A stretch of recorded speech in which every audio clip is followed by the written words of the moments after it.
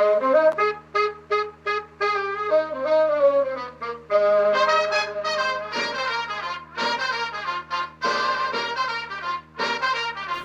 in Concordia, Kansas on January 29, 1926, David Livers was a sophomore in high school when he heard about the tragic bombing of Pearl Harbor. This event evoked his yearning to join the United States military. Just 3 days after his high school graduation, he joined the Marines through a voluntary draft. The thing that triggered the whole thing was Pearl Harbor. Pearl Harbor, I guess I was probably a sophomore in high school, and everybody was very patriotic. They volunteered for anything. They gave to all of the different kinds of war fund kind of things, buying bonds and so forth. And you just couldn't do enough, really. And that's why I was kind of swept up, and I was afraid I wasn't going to get there. I didn't have to worry. Within a year, I was in combat. So there are 2 or 3 reasons, really, that I picked the Marine Corps. One of them was that I knew I would be sent to the Pacific if I went into the Marine Corps, because that's where they were taking all the Marines. And since I have a German grandfather on one side, I didn't like the idea of going over there and shooting somebody that might look like my grandfather, so I thought if I joined the Marine Corps, they'd probably send me to the Pacific and I wouldn't have to worry about that. So that was another reason. Upon joining, his training began in San Diego, where he attended boot camp. His advanced training took place at Camp Pendleton. Afterwards, he was shipped off to Guadalcanal, where he received emphasis on jungle warfare training. After his basic training ended, Livers became a member of the headquarters company on the island of Okinawa. I was in a headquarters company, and I pretty much did whatever the commanding, well, he was a major when he went in, but he got an advance in rank. But actually took my orders from Lieutenant Wagner. And sometimes I would be carrying the new password out to all of our companies in our battalion. We had to have a password to admit people that are out on patrol and then are coming back into the headquarters. And so sometimes that was my job. And whatever they told me to do, I would do a miscellaneous bunch of jobs being in that headquarters company. He was also stationed in Okinawa to receive his first combat experience, which elapsed over a period of 81 days. And the place was really leveled by the gunfire to prepare us to come in there, and then the artillery fire while we were there. I'd say it was 90% destroyed, including the capital city, Naha, which did have some fairly modernistic buildings, but they were all blown up. They had to start from scratch after we got out of there. I suppose the combat experiences were,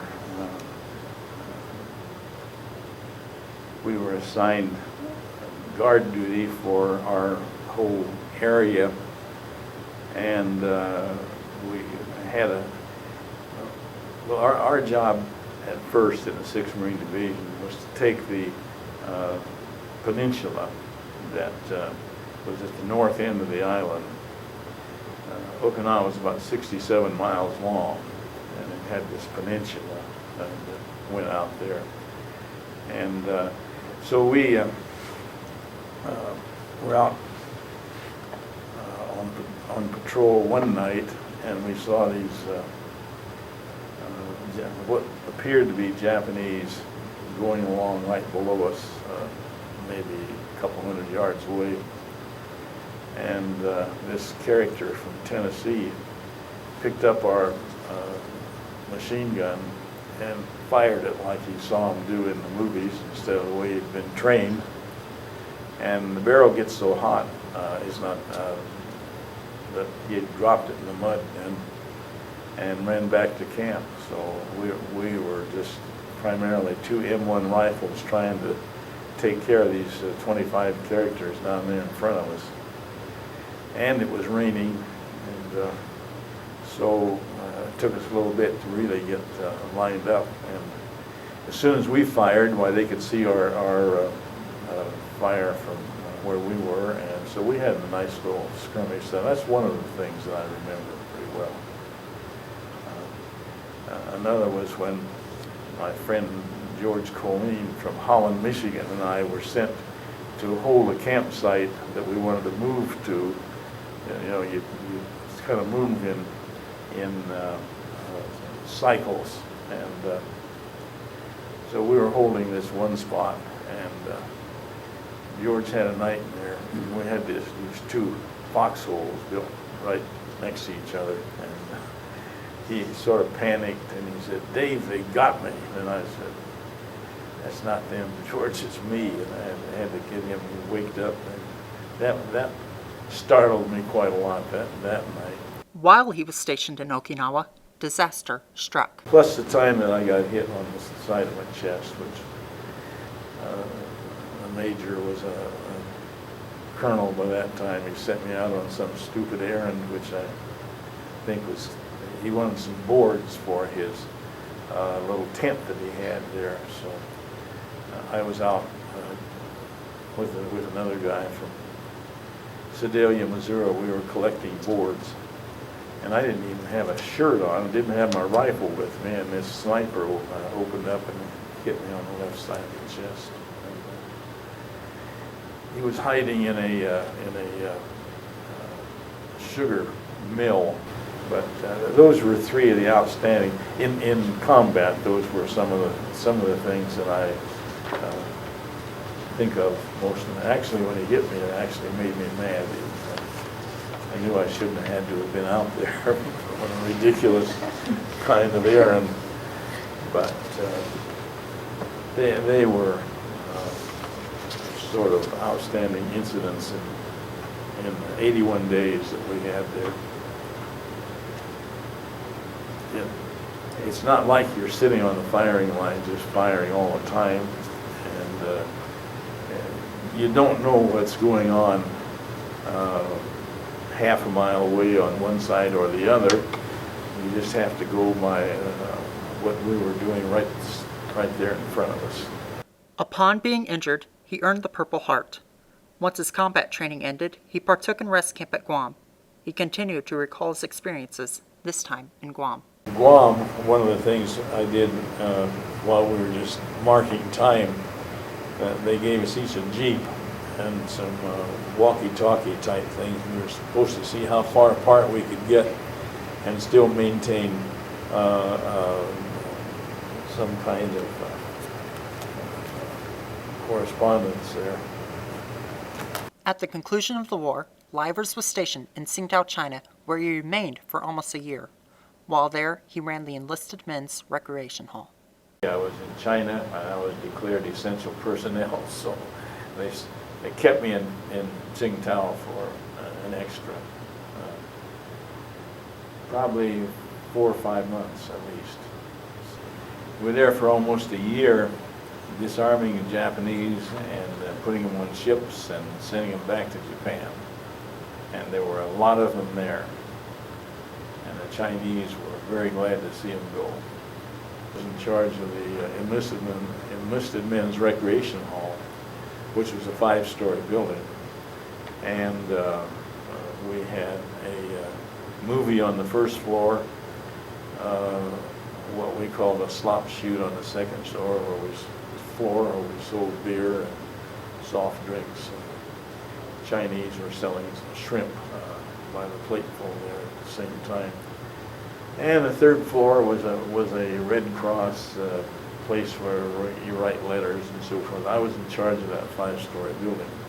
I had a lieutenant who really was in charge, but he was never there.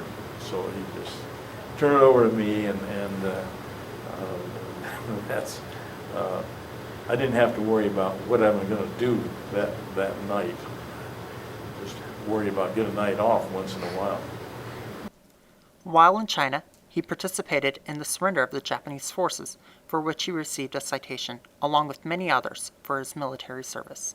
A certification that I participated in the surrender of the Japanese in Tsingtao area. Although Livers enjoyed his stay in China, he was very excited to return home. He reminisces about the day that he was discharged. It was in August of 1946. Yeah, that was a very happy day. I was in San Diego. I had been in China, and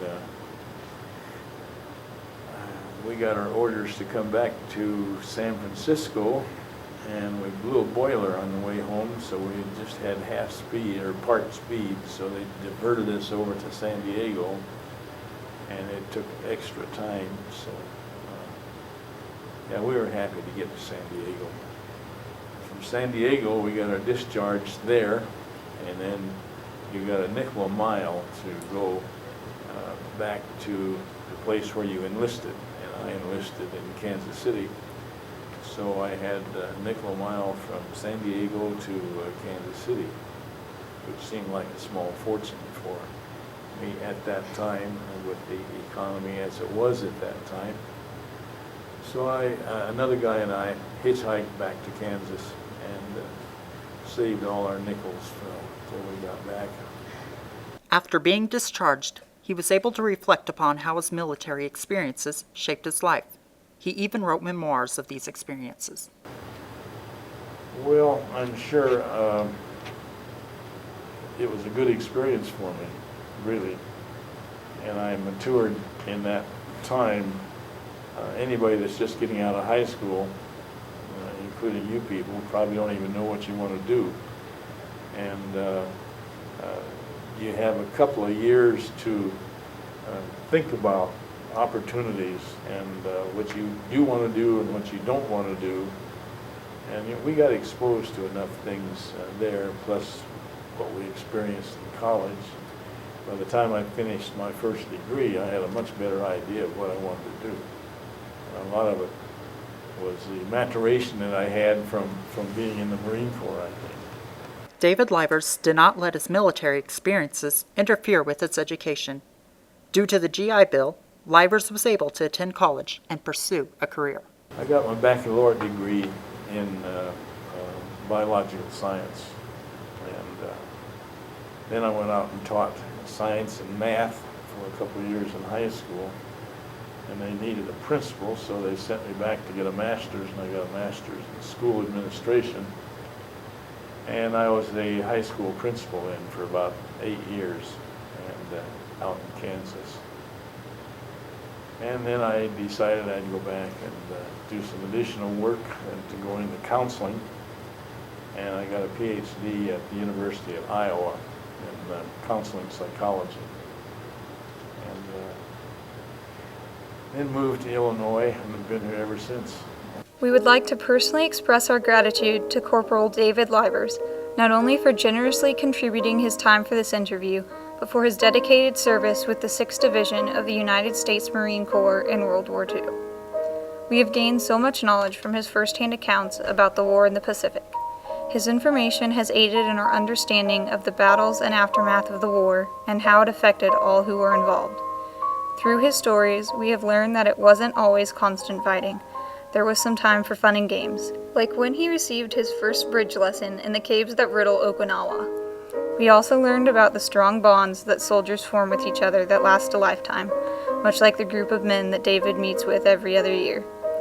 Now, instead of the abstract concept that we had previously learned about in school, the war has now become much more realistic to us. With this project, we hope to preserve the personal accounts that may soon be gone. We wish not only to honor David Livers, but to honor all veterans, past and present, of the United States military.